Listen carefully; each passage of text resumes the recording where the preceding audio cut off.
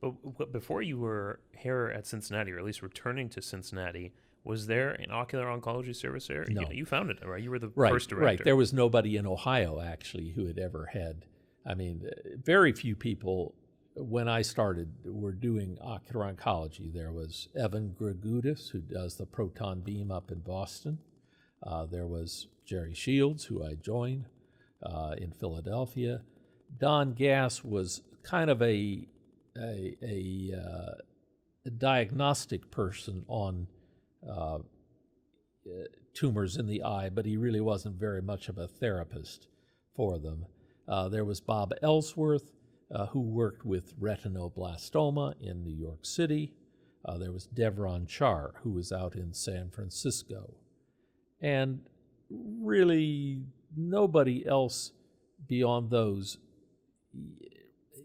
really specialized in eye tumors. They might see some eye tumors as part of their practice, but that was really it.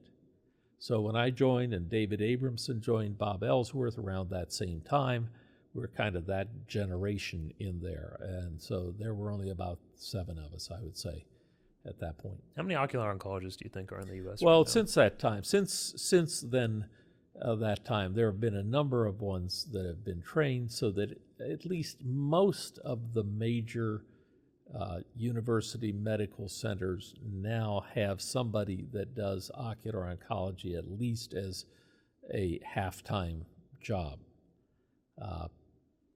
So exactly how many I don't know, though. I really don't. In addition to ocular oncology here, you were instrumental in founding a lot of the other subspecialties, at least formally here as well, correct? I guess I don't understand. Like retina or well, I mean, no. I mean, obviously, before I got here and under Dr. Sachs' direction, they had developed a retina service.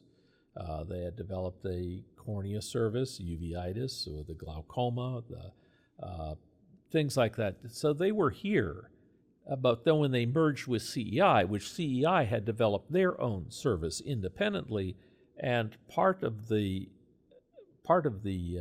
arrangement with CEI, the affiliation, was that those people were gradually going to merge into those. So no, I really didn't have any influence on that. Those were established, but they grew under the direction that I had. I mean, I was supportive of them, and I think, yeah, each of the services grew with, I mean, I look at the glaucoma service now. It's such a big group. The retina service is we've got a number of people doing the anterior segment surgery. Obviously we brought in another personnel to do posterior uveitis instead of anterior uveitis, and so it really has developed a lot.